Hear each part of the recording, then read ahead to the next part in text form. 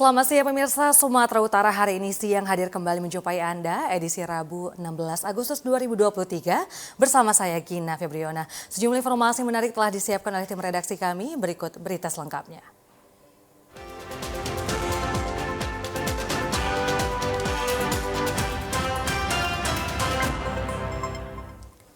Kita awal informasi pertama pemirsa, diduga remblong truk Fuso tidak dapat mengendalikan laju kendaraannya sehingga menabrak pengendara sepeda motor di Jalan Lintas Medan Lubuk Pakam. Akibatnya supir truk nyaris menjadi bulan-bulanan warga. Terlihat di lokasi kejadian pengendara sepeda motor tidak sadarkan diri setelah ditabrak truk Fuso. Korban diketahui bernama Dendi Dwi Permana, warga Dusun 2 Desa Penen, Kecamatan Biru-Biru, Kabupaten Deli Serdang. Korban dibawa dengan mengendarai becak bermotor ke rumah sakit terdekat untuk mendapatkan perawatan. Menurut keterangan salah seorang saksi, truk datang dari arah Medan menuju Lubuk Pakam. Truk Fuso yang diduga mengalami remblong oleng ke sebelah kiri jalan yang sedang banyak jamaah masjid pulang sholat maghrib. Kemudian supir truk banting setir ke kanan sehingga menabrak pengendara sepeda motor. Kejadian tersebut terjadi secara tiba-tiba. Ia mendengar suara hantaman yang cukup keras dan pengendara sepeda motor terjatuh hingga tidak sadarkan diri dan segera dibawa ke rumah sakit oleh warga. Artinya itu tadi truk itu mengalami remblong ya, Bang? Iya, karena remblong kalau di arah ke kiri pasti menghantam pada ke masjid. Karena banyak yang baru pulang dari sholat maghrib, jadi hantam sebelah kanan, menabrak sebuah sepeda motor. Saat ini supir truk dan sepeda motor yang ringsek telah diamankan warga. Menunggu Satlantas Polresta Deli Serdang datang dan korban yang mengalami luka-luka telah dibawa ke rumah sakit terdekat. Tim SAR gabungan mulai menemukan korban kecelakaan di laut, yakni rombongan wisatawan yang dikabarkan hilang kontak akibat cuaca buruk yang melanda perairan Nias dengan Aceh pada hari Minggu lalu. Operasi pencarian terhadap 7 wisatawan yang hilang kontak dan mengalami kecelakaan di laut pada hari kedua kemarin telah berhasil menemukan 6 orang dari 7 wisatawan yang hilang kontak tersebut. Informasi yang dihimpun TVRI melalui petugas Humas Kantor Pencarian dan Pertolongan Nias Asanimu Warwu menyebutkan, korban selamat ini ditemukan sekitar Pulau Tuangku, Kabupaten Aceh Singkil. Dari 6 orang, 4 diantaranya merupakan warga negara asing asal Australia dan 2 orang WNI. Saat ditemukan di atas papan selancar dalam keadaan selamat. Ke-6 orang yang selamat telah dievakuasi oleh tim SAR gabungan dan saat ini masih berada di Pinang Resort Pulau Pinang. Sementara 1 orang korban lainnya merupakan warga negara Indonesia masih terus dicari keberadaannya. Dengan melakukan penyisiran di sekitar Pulau Tuangku dan Pulau Palapat. Diberitakan sebelumnya 7 orang hilang tersebut merupakan bagian dari rombongan wisatawan berjumlah seluruhnya 17 orang yang bertolak dari Pelabuhan Lahewa, Kabupaten Nias Utara pada hari Minggu 13 Agustus 2023 sekitar pukul 15 waktu Indonesia Barat. Menggunakan 2 unit speedboat jenis kayu, mereka menuju Pulau Pinang Resort Kabupaten Aceh Singkil untuk berlibur. Di tengah perjalanan, sekitar Pulau Sarang Alu mereka dihantam cuaca ekstrim berupa ombak dan hujan deras. Namun saat unit speedboat masih berisi, 7 orang penumpang ini tetap melanjutkan perjalanan. Namun belum sampai ke Pinang Resort, dengan kondisi tersebut pihak Basarnas mengingatkan warga maritim di Pulau Nias dan Aceh dan pantai barat Sumatera agar selalu waspada saat melaut di tengah cuaca ekstrim dan gelombang tinggi. Pemirsa, untuk menekan dan memutus jaringan peredaran narkoba, Polres Labuhan Batu membentuk kampung bebas dari narkoba dengan mendirikan 12 posko yang akan digunakan sebagai pusat pengaduan dan informasi terkait penyalahgunaan narkoba. Polres Labuhan Batu mengajak lapisan masyarakat gencar memberantas peredaran gelap narkoba dengan mengedepankan pencegahan dan mendirikan posko Kampung Bebas dari Narkoba atau KBN di lingkungan bangunan Kelurahan Padang Matinggi, Kecamatan Rantau Utara, Labuhan Batu kemarin. Antusias masyarakat sangat tinggi ikut mendukung pemberantasan narkoba di lingkungan tersebut. Polres Labuhan Batu memberikan pemahaman tentang bahaya narkoba dan upaya pencegahan serta memutus jaringan narkoba dan mengajak masyarakat untuk bersama-sama memerangi narkoba jenis sabu. Pada kegiatan ini masyarakat melakukan tanda tangan dan berkomitmen menolak keras peredaran gelap narkoba. Kapolres Labuhan Batu AKBP James Hasudungan Huta Julu secara tegas mengatakan menolak keras peredaran gelap narkoba dan memutus jaringan gelap peredaran narkoba. Polres Labuhan Batu berkomitmen dengan mendirikan 12 kampung bebas narkoba, yakni 5 posko di Labuhan Batu Utara dan 7 posko di Kabupaten Labuhan Batu selama periode 1 Januari hingga Juni 2023, Polres Labuhan Batu telah mengungkap 171 kasus, 202 tersangka yang sudah diamankan Satres Narkoba Polres Labuhan Batu beserta Polres jajarannya. Juni 2023, kita telah berhasil menangkap 171 kasus dengan 202 tersangka. Hal ini tentunya akan terus kita lakukan, namun kita akan lebih mendekatkan diri kepada masyarakat dengan mengedepankan pencegahan.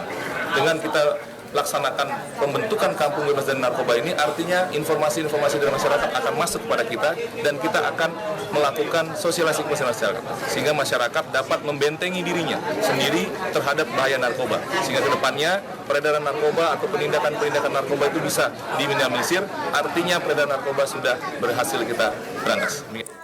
Polsek Labuhan Batu juga membagikan 150 paket sembako kepada warga sekitar di lokasi kampung bebas narkoba di Kelurahan Padang Matinggi. Setelah pelaksanaan apel pagi, Kapolres Labuhan Batu menegaskan Sidokes dan Sat Narkoba melakukan tes urin kepada seluruh personel Sipropam di jajarannya kemarin. Pelaksanaan tes urin dadakan ini dilakukan sebagai upaya Polres Labuhan Batu untuk membersihkan institusinya dari pengaruh narkoba.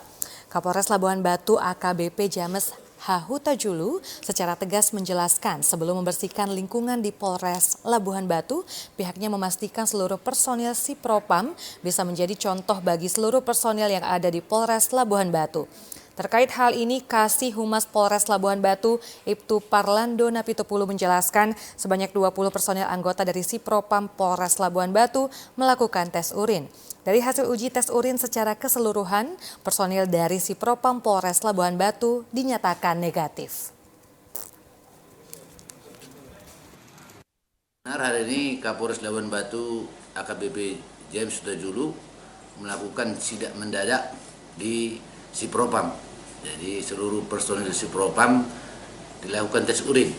Jadi Kapolres membersihkan dulu personil Polri untuk bebas dari narkoba, untuk sebagai contoh ke depan agar memastikan anggota ini semua tidak ada yang terlibat maupun memakai narkoba. Seluruh personil Sipropam ada 20 orang semua tes urin. Positifnya kira-kira kemana anaknya? Dan hasilnya semua negatif. Negatif. Siap. Ya. Selain untuk mendisiplinkan anggota, seluruh personel Sipropam agar dapat menjadi contoh bagi seluruh anggota lainnya, terutama di Polres Labuhan Batu. Kebakaran hutan dan lahan perladangan Karhutla di Kelurahan Haranggaul Horizon, Kecamatan Haranggaul, Kabupaten Simalungun yang terjadi beberapa hari lalu menyebabkan kerusakan pada tanaman hutan dan lahan perladangan warga seluas hampir 3 hektar.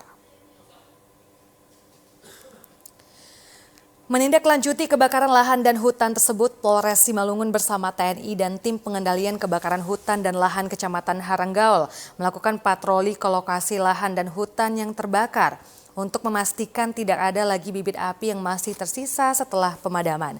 Selain berpatroli, Polres Simalungun bersama TNI dan tim pengendalian kebakaran hutan lahan Kecamatan Haranggaul ini juga melakukan penanaman pohon untuk mengganti tanaman yang mati akibat terbakar.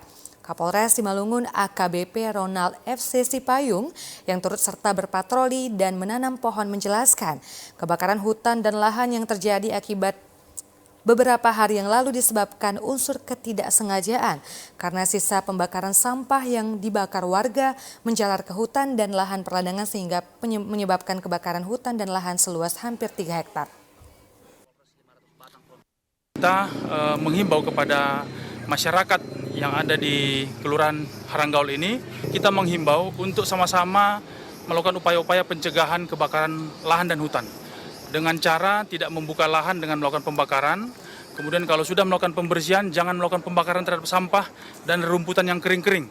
Sekaligus kami mengajak pada marga masyarakat yang memiliki perladangan atau perkebunan di sini untuk kembali menanam pohon-pohon yang kemarin sempat habis terbakar. Tentu tanggung jawab untuk menjaga lingkungan inilah tanggung jawab kita bersama. Kapolres Simalungun AKBP Ronald F. Sipayung menghimbau masyarakat yang memiliki lahan perladangan agar tidak sembarangan melakukan pembakaran sehingga tidak terjadi kembali kebakaran lahan dan perladangan di lokasi tersebut. Ya pemirsa, kini saatnya kita ikuti informasi seputar pemilu.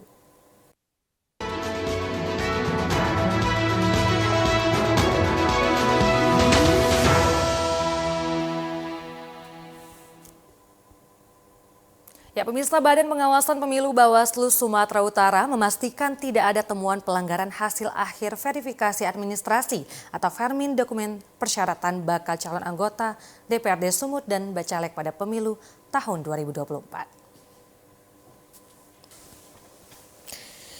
KPU Sumut mengumumkan hasil akhir verifikasi administrasi dari dokumen persyaratan bacalon anggota DPRD Sumut atau Bacalek pada pemilu tahun 2024 dan sudah sesuai dengan peraturan.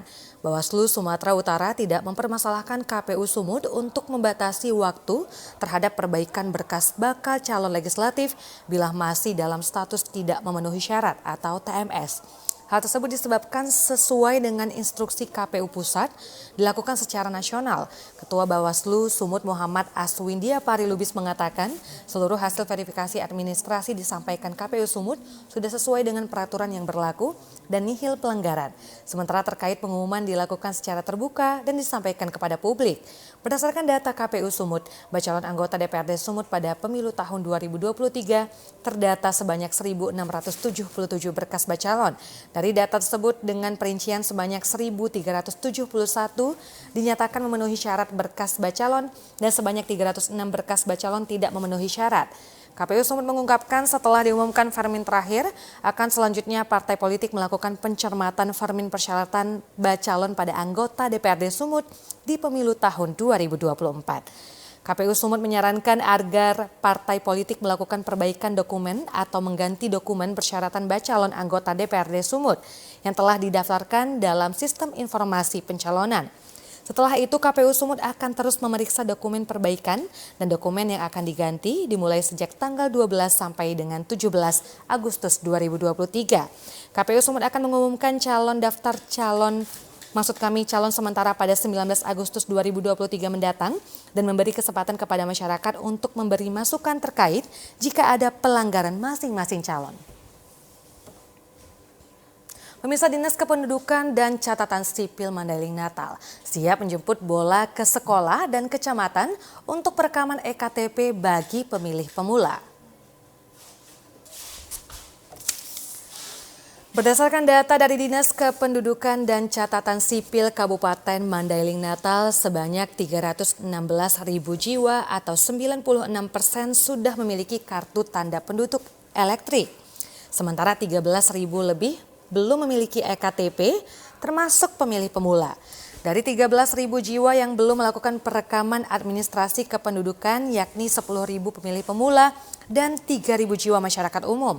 Dinas Kependudukan dan Catatan Sipil Mandailing Natal menjadwalkan akan menjemput bola ke sekolah-sekolah dan kecamatan untuk melakukan perekaman KTP elektrik. Sejak awal September hingga akhir Desember 2023, langkah ini dilakukan untuk memastikan keberadaan data pemilih. Kepala Dinas Kependudukan dan Catatan Sipil Mandailing Natal, Ridwan Nasution mengatakan, selain melakukan perekaman administrasi, petugas juga akan membuat KTP digital yang diakses melalui telepon genggam Android masing-masing.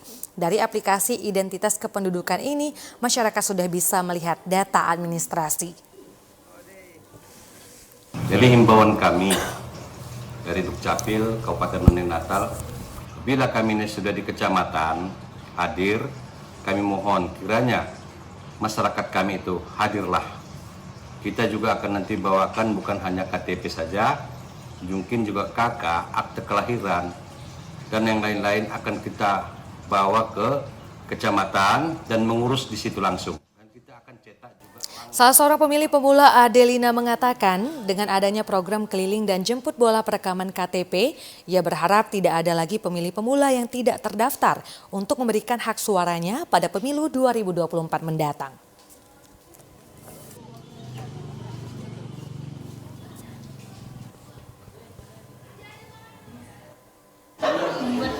Buat KTP, itu sudah rekaman? Belum ada KTP belangko gitu? KTP-nya belum dapat? Belum. Kenapa? Belangkonya belum ada. Terus nanti KTP-nya untuk keperluan apa nanti? Pemilihan presiden. Untuk nikah. Ya, pemirsa, Gubernur Sumatera Utara Edi Rahmayadi mengukuhkan 70 anggota pasukan pengibar bendera Paskibraka Provinsi Sumatera Utara pada peringatan HUT ke-78 Republik Indonesia 17 Agustus 2023. Pada kesempatan itu, Edi Rahmayadi mengatakan Paskibraka menjadi sarana untuk pemuda agar bisa memaknai nilai-nilai kebangsaan. Paskibra ini setiap tahun kita lakukan. Kenapa dia? Filosofinya agar melihat dan menjadikan nilai-nilai kebangsaan sebagai suatu kebanggaan. Ia mengatakan seorang anggota Paskibraka menjadi figur yang bisa dicontoh dan kebanggaan bagi kedua orang tuanya. Dikatakan Edi Rahmayadi, Paskibraka nantinya juga akan menjadi penerus para pemimpin di negeri ini. Untuk itu dirinya dan seluruh pemimpin di Sumut harus mampu menjadi contoh teladan bagi Paskibraka. Sesuai dengan Santi Aji dan Santi Dharma serta aturan-aturan yang ada. Selain itu menjadi contoh tauladan yang telah diberikan pemerintah untuk mengisi kemerdekaan dengan hal-hal yang positif. Ibra ini setiap tahun kita laksanakan. Kenapa dia? Filosofinya agar melihat menjadikan suatu nilai-nilai kebangsaan, itulah kebanggaan. Terus ini berganti. Saya tahun di 78 ini sebagai pengerek bendera. Sekarang sudah tahun 2023. Saya pula yang mengukuhkan. Inilah suatu kebanggaan mereka dan melihat orang-orang tuanya itu menjadikan figur yang saya katakan tadi, Santi Aji dan Santi Dharma. Ke-70 anggota Paskibraka ini nantinya akan bertugas pada upacara peringatan HUT RI ke-78 di pemerintah Provinsi Sumatera Utara yang akan diadakan di lapangan Astaka, Jalan Willem Iskandar, Deli Serdang 17 Agustus 2023. Ke-70 anggota Paskibraka Sumut terdiri dari 36 laki-laki dan 34 perempuan yang telah mengikuti diklat selama 1 bulan. Merasa belum merdeka dengan kondisi infrastruktur Jalan Kelambir 5 yang rusak, relawan Kamtibmas membagikan bendera merah putih kepada pengendara. Menjelang perayaan Hari Kemerdekaan Republik Indonesia ke-78, relawan Kamtibmas yang tergabung pada kelompok Sadar Kamtibmas Bayangkara Sektor Medan Helvetia membagikan bendera merah putih kepada pengendara di Jalan Kelambir 5 Medan Helvetia kemarin. Selain menyemarakan Hari Kemerdekaan Republik Indonesia, pembagian bendera merah putih ini sengaja dibagikan kepada pengendara yang melintas di jalan yang rusak. Sebagai bentuk protes kepada pemerintah, kondisi jalan rusak sepanjang ratusan meter ini menyebabkan pengendara yang melintas harus ekstra hati-hati dan melambatkan laju kecepatan kendaraannya. Pada saat musim penghujan, warga kerap terperosok ke lubang yang tertutup genangan air. Jalan rusak ini disebabkan tidak berfungsinya drainase, sehingga air meluap ke badan jalan, merusak material aspal. Relawan Kamtibmas Fitri Irmayani Nasution mengatakan kondisi jalan rusak ini telah dilaporkan kepada pemerintah terkait namun belum ditindaklanjuti. Kegiatan kita hari ini pembagian bendera. Kenapa kita memilih lokasi di seputaran daerah sini? Karena gini, di hari kemerdekaan ini, kemerdekaan HUT RI yang ke-78 kita merasa belum merdeka. Karena apa? Kendala di jalan kita yang mungkin bisa abang-abang lihat banyak sudah memakan korban dan sudah kita laporkan ke Pemprov dari kelurahan, sudah kita laporkan tapi belum ada tindakan. Harapan kami di momen kemerdekaan ini ya mudah-mudahan pemerintah lebih memperhatikan pengajuan kami sebagai masyarakat untuk jalan lintas kami. Akibat drainase yang buruk ini, selain berdampak kepada aktivitas warga Kelambir 5, juga berdampak banjir di pemukiman warga. Kalau status jalan ini, jalan provinsi. Cuman perbedaannya sebelah kiri Kota Madia, sebelah Deli Serdang. Rusak udah hampir 1 tahun. Penyebabnya karena air di Deli Serdang ini tidak ada mengalir, drainasenya tumpah, dia itu tidak tahu arah aliran itu kemana. Pemirsa, informasi lainnya akan segera kami hadirkan sesaat lagi. Tetaplah bersama kami di Sumatera Utara hari ini.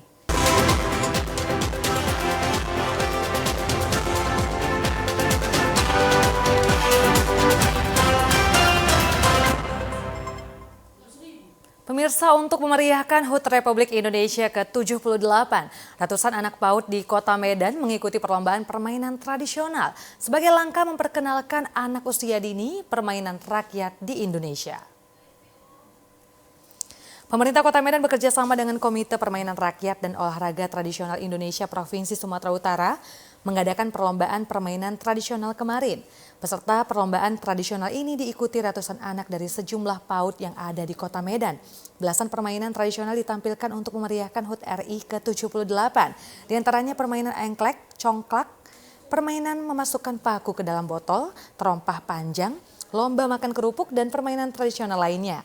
Wali Kota Medan Bobi Afif Nasution yang turut langsung menyaksikan perlombaan mengatakan, perlombaan ini diadakan selain untuk menyemarakan HUT RI, juga untuk menanamkan kepada anak-anak agar permainan rakyat. Wali Kota berharap anak-anak usia dini agar dapat melestarikan permainan tradisional asli Indonesia, agar terhindar dari kecanduan gadget yang akan mengganggu saraf dan motorik anak yang mengakibatkan ketergantungan. Kegiatan hari ini kita kerjasama dengan Komite Permainan Rakyat. Kita tentunya tujuannya untuk yang ibu-ibu, kita untuk nostalgia lah ya, mainan masa kecil dulu. Dan untuk yang anak-anak hari ini anak PAUD yang kita undang ke sini, yang kita adakan acara hari ini untuk memperkenalkan juga permainan tradisional yang dulu pasti dimainkan oleh para orang tuanya. Jadi ini sekarang kan anak-anak banyak berkegiatan bermain yang bisa di dalam rumah melalui gadget dan yang lainnya. Jadi kita perkenalkan mainan yang harus berada di luar rumah. Sekaligus mengedukasi setiap permainan yang ada ini maknanya ada, dan ini makna dari setiap permainan juga kita ceritakan kepada anak.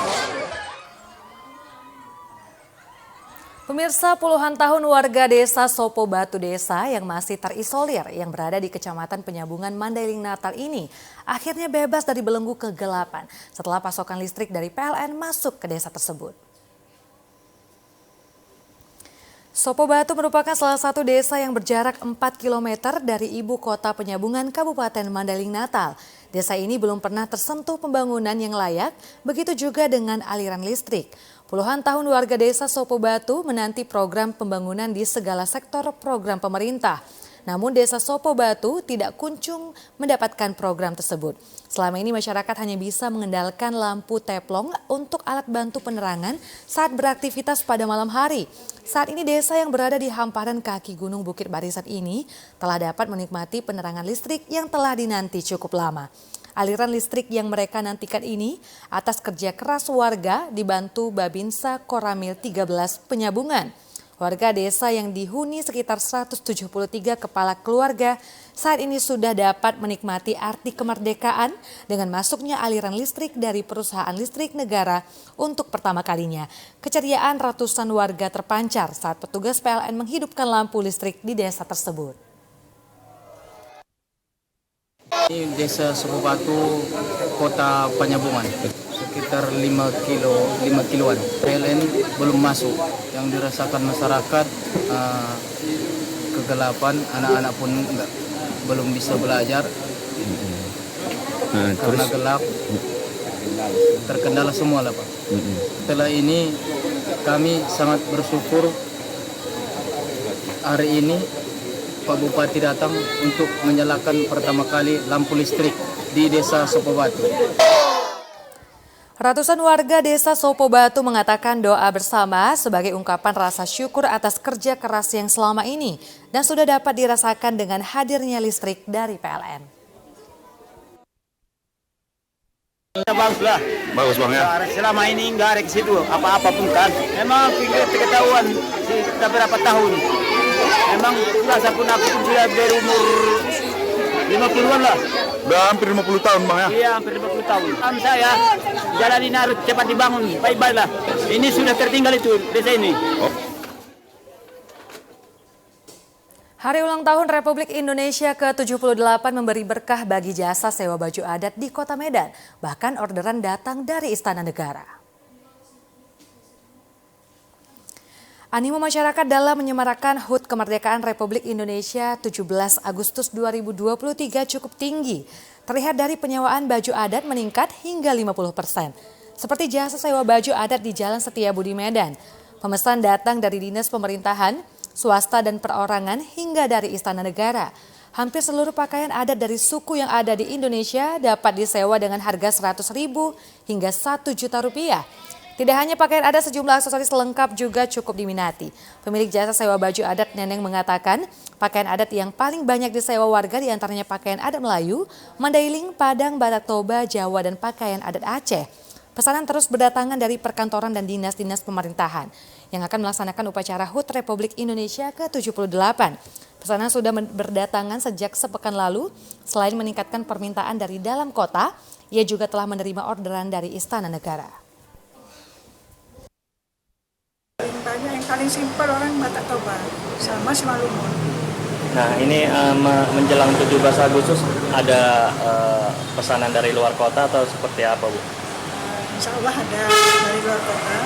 Dan kita untuk tahun ini dipercayakan satu paket aksesoris untuk kita bawa ke Istana Negara. Baru tanggal 15 ya. Jadi alhamdulillah udah 50% meningkat dari tahun-tahun yang lalu.